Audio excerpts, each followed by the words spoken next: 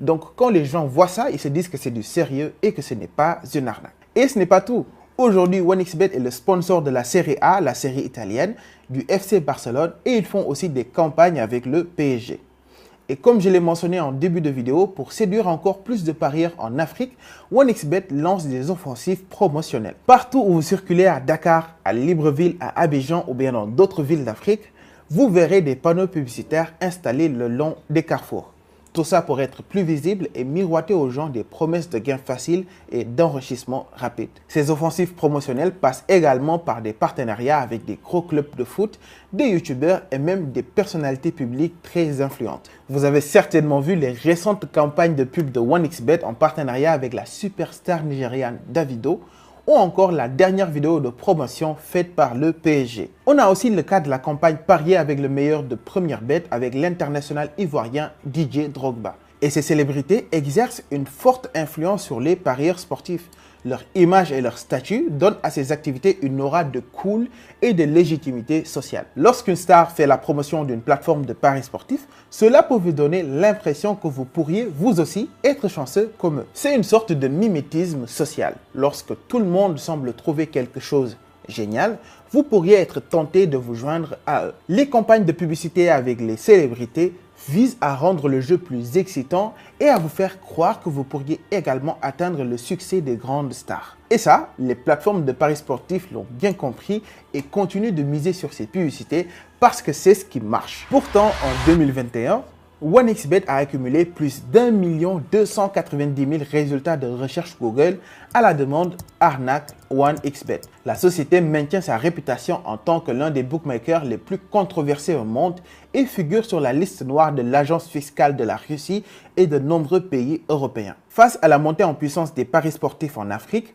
on voit parfois des influenceurs et des émissions de télévision qui prennent la parole pour sensibiliser les jeunes aux dérives de cette pratique. Accroché à son téléphone, il se souvient encore de la défaite de la Côte d'Ivoire face à la Guinée équatoriale, 4-0. Je préfère le chiffre. J'ai eu doublement mal en fait. Mon pays qui perd et puis je perds mon argent. Bon. Je dois gagner tous les 6 mois. Si j'en perds une, je perds la ticket. Je viens ici pour jouer, mais pas pour gagner carrément de l'argent, mais pour le plaisir du jeu. Mais il faut qu'on se dise la vérité. Très peu de gens vont les écouter et continueront toujours à jouer. En marketing, il y a un concept qu'on appelle le biais de confirmation. Ce concept montre que les gens préfèrent rechercher des informations qui confirment leurs croyances préexistantes. C'est pour cela que, quels que soient les risques de perte, les gens continueront toujours à nourrir l'espoir qu'ils peuvent gagner s'ils trouvent les bonnes combinaisons. Et encore une fois, les plateformes de paris sportifs l'ont bien compris et s'appuient toujours sur ça. Si vous demandez à n'importe quel parieur régulier, ils vous diront tous qu'ils ont à coup sûr gagné leur premier pari, leur second pari ou même leur troisième. Au bout de 3 paris gagnés, l'utilisateur commence à prendre goût à la chose et à se poser la question fatidique. Et si je misais plus? Et la plupart des débutants sont assez prudents. Ils commencent avec de petites sommes comme 500 francs, 1000 francs, 2000 francs et peuvent gagner jusqu'à 10 fois leur mise. Et forcément, ça les motive, ils commencent à miser de plus en plus gros et c'est là que le cycle de perte commence.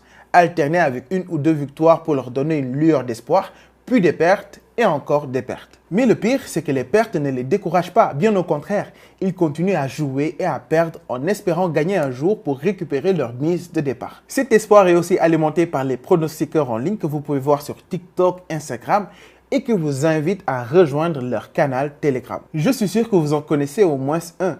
Je parle de ces gars qui s'affichent sur internet avec des liasses de billets, des grosses voitures en mode « Le pari sportif m'a rendu multimillionnaire ». Ils prétendent toujours avoir les bons pronostics et vous promettent de pouvoir gagner au moins 250 000 francs CFA par jour.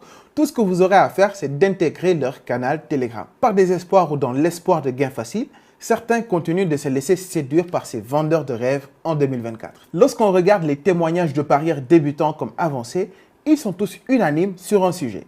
On perd plus que l'on ne gagne. Il y a donc plus de pertes que de gains, ce qui est totalement contraire à ce que promettent les bookmakers à coup de campagnes publicitaires. Mais la question qu'il convient de se poser, c'est pourquoi?